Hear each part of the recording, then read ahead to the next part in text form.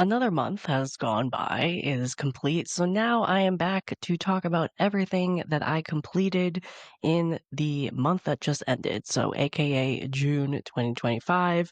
If you are new here, this is the video series that I talk about all of the dramas, animes, movies, shows, anything that I completed watching, and I give you mini reviews and my ratings. It's just a series I do on my YouTube channel every month, so in case you're looking for something to watch, you can click on this video and you can watch all my mini reviews. Hopefully you'll find something to watch. Let me know if you like this type of video. If you like this series, please subscribe because I talk about Asian dramas and anime and movies all on this channel. So if that's something you might like, please subscribe and let me know in the comments what you completed or what you're watching now. I know I'm watching a ton of stuff and I have no business starting anything new until I complete everything on my current watch list.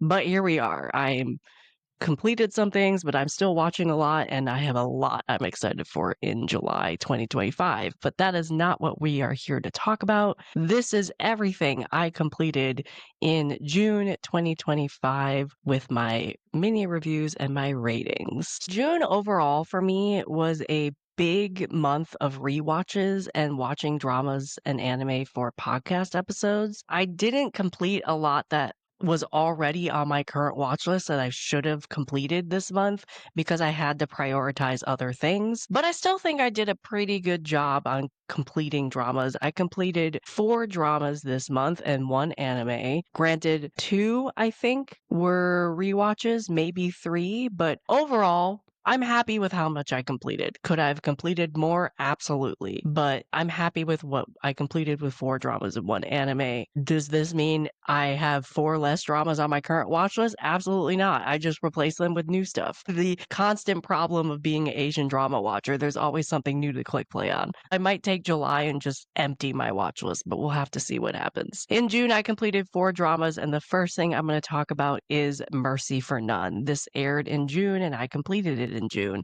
It's a Netflix drama. I think it was 6 episodes, if I'm not mistaken, maybe 8. I don't remember. I rated this a 9 out of 10. I love this drama. It also is a drama that was made for me. I mean, it is a straightforward revenge plot that didn't need a lot of depth. You just watched it for the revenge and for the action. Trigger warning for violence and gore. Absolutely. Soji Sub in this drama was a standout performance. I loved him in this role, but it's very violent and very gory, and you see a lot of things. I personally didn't need substance in this. I mean, it's just about a guy who wants revenge for his brother, and he fights through hordes of henchmen to do it. Satisfying ending. I will say though, some parts of the ending a little disappointed me. I don't want to do spoilers, so I don't want to say what, but some characters in the end did not turn out how I wanted them to. But overall, I really enjoyed Mercy for None, and I would recommend it, especially if you already like this type of genre. Loved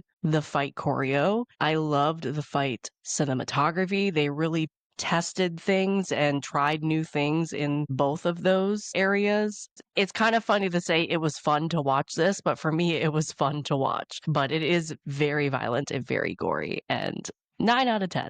I rated this. Next, I'm going to talk about an anime and a Japanese drama. I'm kind of going to be talking about both of them, but I rewatched the Japanese drama Erased on Netflix. This was a J-drama from 2017, and I rewatched this for a podcast episode that you can now go onto Spotify and listen to. I also watched the anime version of Erased because that podcast episode was a comparison between the two. I'll talk about the J-drama first. Erased is a crime Japanese drama from 2017. It's a Netflix original. I love this Japanese drama. This is a really biased review for me. Again, it's a rewatch, but I hadn't rewatched it since I watched it first in 2018. So I had forgotten some things about it. It was a lot of fun revisiting this story and revisiting these characters and rediscovering why I loved this Japanese drama. I love the cinematography. It's beautiful, especially with the snow. The time travel aspect of the whole story is a lot of fun. Trigger warning for child abuse and child death. It has a very, very hard subject matter to watch, domestic violence, that type of thing. Acting was great. If you have not watched this crime Japanese drama, I highly recommend it, especially if you already like that genre. I rated the Japanese drama a 9 out of 10. With the anime, I liked it a little less. I rated that an 8 out of 10. It's pretty much the same concept, so trigger warning again for child abuse and child death. It's sort of the same story. It's based off the same manga. There are differences, though, that I do point out in my podcast episode. I can see why a lot of people like the anime, but I will say I did like the live adaptation more, but that might be because I was a little biased with the live adaptation because I watched that first and had seen that already, whereas the anime, I had never seen the anime before, so I couldn't really help but do the comparison, even if I wasn't already doing a podcast episode to compare and contrast these two together.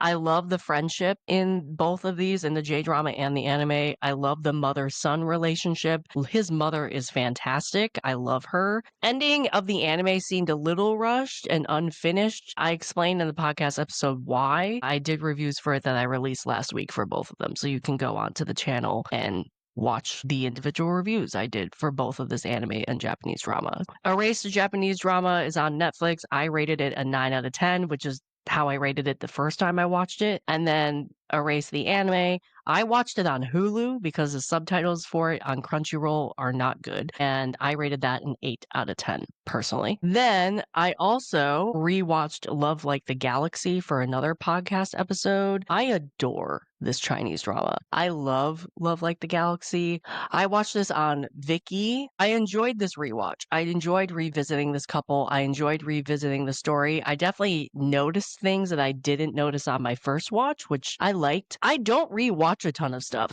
Other than podcast episodes, I usually don't rewatch things. And this year I've been rewatching a lot more due to podcast episodes. I did still like the second half more than the first half, I will say, mostly due to the first half has a lot more comedy, and I just don't enjoy the comedy in the first half. Second half has a lot more angst, it has a lot more emotion. The couple are together more, and I like the main couple. So I like to see them together. I like to see them interact. I loved rewatching the relationships, whether that was the main couple or the mother-daughter relationship or the family dynamics. I loved rewatching this and rediscovering the progression of these relationships from the start to the finish. It's not a perfect drama for me. As I said, the first half did not like as much comedy, also did not like some of the characters in the first half, but they grew on me by the end. Of course, there were obstacles that our main couple had to go through, and this was a long drama. I would have cut some episodes down personally, and the ending somehow seemed a little rushed at the same time because it was so drawn out. Some of the pacing just didn't seem right. But overall, part one, because it was split into two parts when it first aired. Part one, I gave an 8 out of 10. Part two, I gave a 9 out of 10 because, as I said, I like part two a little more. Overall, though, Love Like the Galaxy, always love this Chinese drama, and I highly recommend it to anybody to watch. Main couple are great, and I love their growth too. Last but certainly not least, even though I should have finished this at least 2 months ago, I finally completed Buried Hearts, which I watched on Hulu. I rated this an 8.5 out of 10. I, again, should have finished this a while ago, at least a month ago, if not sooner. This Korean drama started off strong for me, but I did have issues with the ending. Same with a lot of other people. I think a lot of other people will agree that the ending had issues. This definitely, though, was one of my favorite Park Hyung-sik roles. I hope he does more roles like this. He was fantastic. His acting was great, along with the entire rest of the cast. I thought the entire rest of the cast did really well in the acting department in this. I loved the main villain. I think he was fantastic. I did not like the fact that some of the other characters became villains by the end, and there was just too many villains by the end, and it muddied the waters a little bit. The romance was nice at times, but it also kind of stopped halfway, and in my opinion, wasn't really needed, especially because they kind of just let it go in the middle of the drama and didn't have a consistency with it. Some of the outcomes with the characters were also really predictable and anticlimactic because they were predictable. If you have watched as many Makjang Korean dramas, rich family Korean dramas as I have, you will have predicted some of these storylines. Some of it was not new, that made it kind of predictable. Not boring, but just predictable. It was very anticlimactic because it didn't have the satisfying impact you wanted. Also, with the revenge, I could see why some people were mad at the end because the revenge might not have seemed as satisfying, as impactful as you wanted. I understood that direction, but at the same time, I would agree. OSTs were great, but it also clearly set up for a season 2, which I would watch if it had a season 2, but I can see why a lot of people were unsatisfied with the ending for Buried Hearts. If you want to hear my full review of Buried Hearts, I also made a video of my review for Buried Hearts on the channel, so you can go back and you could watch. That was Buried Hearts. That was the last drama I completed in the month of June, and I rated that an 8.5 out of 10. And that is it. That is everything that I completed in June 2025. Please, if you like these videos, subscribe, like, comment on what you completed. If you completed any of these dramas, what did you think? If you haven't watched any of these dramas, what did you complete?